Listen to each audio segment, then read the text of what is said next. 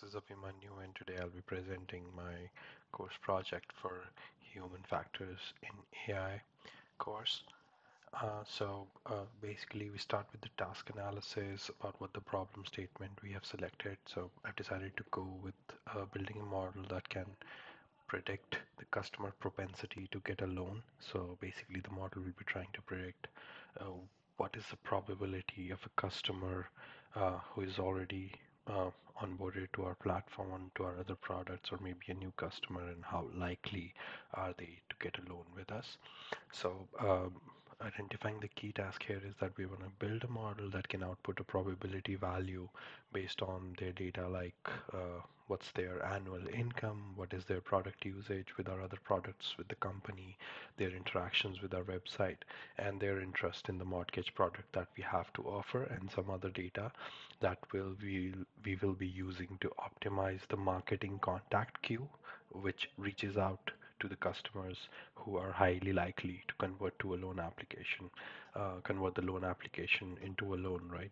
So talking about the application, the model will basically augment the current marketing platform and show the marketing team, which will be our eventual users, a probability value about how likely a customer is to get a loan with us.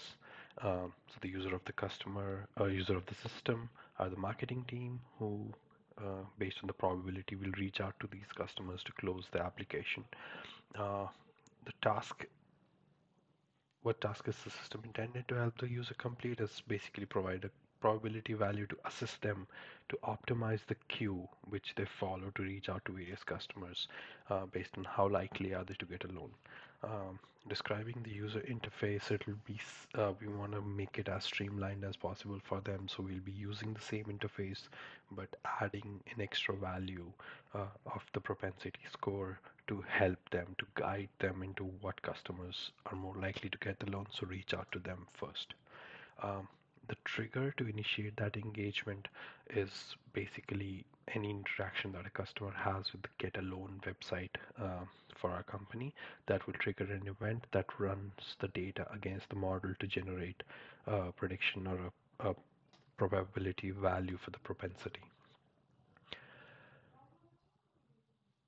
So to simplify the task is that we're not going to affect the current way of consumption of information for the user, but we're just adding a new field to assist in their process, which is the probability value. So everything else remains the same for our user, which is the marketing team, so that they are not overwhelmed with the new knowledge, but this new uh, probability value, the propensity score as we call it, will help them, assist them into prioritizing which customers to reach out to first in order to close the loan. The user, how the user will end up interacting with our solution is that they will just see an optimized queue of which customers to reach out to first based on the model propensity score rather than a first come first serve basis, which is the current way that the marketing team is interacting with this customer. So, which is not a very optimized way of doing it. So, key consideration of our product user experience to start with user inputs. So, the user will definitely not input anything back or input anything that will affect the model, but we will have a feedback loop which keeps on retraining the model on a regular cadence to take care of the latest data drifts and the market drift that are happening. For example, raising of interest rates that affects the mortgage applications. Um, Certain areas might see an increase in mortgage applications and new houses being built that can affect. So to take that into consideration and those data drifts and the amount of people, the new profiles that are getting the loans or not getting the loans, that will be fed back into the model to keep it latest and up to date. The transparency of the model, so the users will be trained on how the model makes the prediction. We will let them know what's going on at the back end, what features are we considering to generate that score, and we might end up giving them a small information description on why somebody got like a 90% probability rather than a 60% probability, so that they can be able to have some idea about why the why a certain customer is given a high value, which will be part of our simplified approximations for the top features for the model. Communicating uncertainty. The information and model results will help us curb uncertainty, and the model should also abstain from scoring incorrectly. So, if the majority of the features are missing, we don't want to score the the customer because that might lead to an incorrect score and the customer might end up in the bottom half of the queue. So we don't want to do that. We'll just shift them to a not scored section so that the marketing team can make like a personal decision on such transactions or such customers. The privacy considerations, there are multiple privacy related concerns that can happen because we're dealing with financial data and a loan application. So we're dealing with PII data, which is personally identifiable information, and sensitive information like the SSN, the addresses, etc., which are crucial to build the model.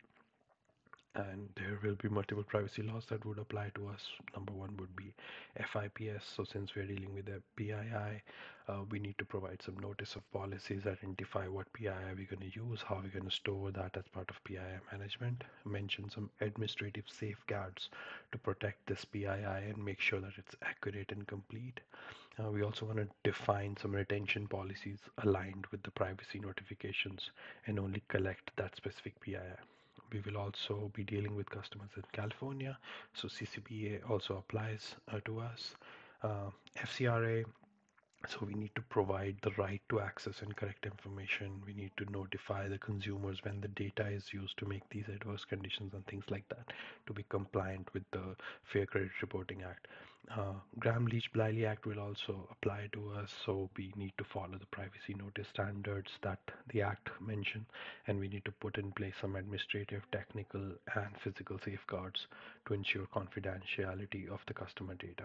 And since we're not dealing with any customers in the Europe or our company does not have any employees in the EU, we don't have to confirm the GDPR. Coming down to ethical considerations, we need to identify the main potential sources of bias. So there will be historical and representation bias because in the past there are certain demographic groups and income groups which have been favored to get loans than the others. And this can also lead to a representation bias on some demographics which might not have enough data points to train on because they were not even applying for these loans in the past. We also need to avoid oversimplification of identifiers that we're going to use as proxy to determine the propensity score, which will handle the measurement bias. For the learning bias, we need to ensure that we are not maximizing aggregate performance while diminishing performance for certain groups or individuals. So we need to take care of that by comparing the outcomes for specific similar looking individuals and also for similar demographic groups. Make sure that the outputs and the outcomes don't vary too much for them. The deployment bias, the model should only be used to prioritize contact with the customer and should not be used to not interact with the customer at all and not considering them for the loan. So it is necessary that they be contacted, but we'll just use the score to optimize the queue. So they will just prioritize differently, but they will still be consulted. So it's not like we're going to use the score to like reject a loan application and things like that. So we can avoid that. Also, to get rid of some feedback loop bias, we need to ensure to DQ the customers who have confirmed that they don't need a loan or they might have already acquired the loan from us or from somewhere else and document that so that that can go into the feedback data that we are going to use to retrain the model.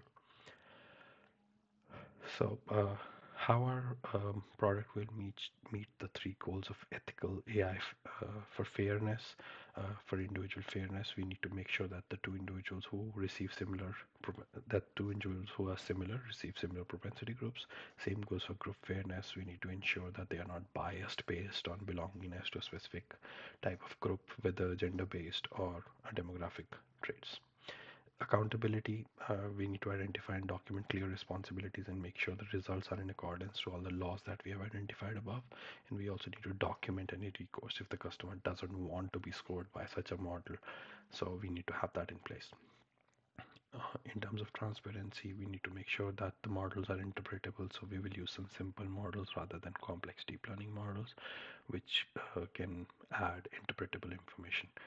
For feature importance, we need to document the top features and their importances in the decision and output that the model generates. For simplified approximations, we can see the top values of these top features which led to the final score to identify why a customer was scored as 90% and why another customer was scored like as 50% for example. For counterfactual explanations, since we're using simple models, we need specific cases to so that we can go back and provide those explanations to the customer in case they require that. And this will also be insightful for the customer, the users from the marketing team, and also the leadership to like drive and optimize the marketing funnel as to why certain people are more likely to get loans with us and try to target that group more and also optimize on the groups that are scoring lower on the funnel. So this is my deliverable for the course project. Hope you liked it. Thank you.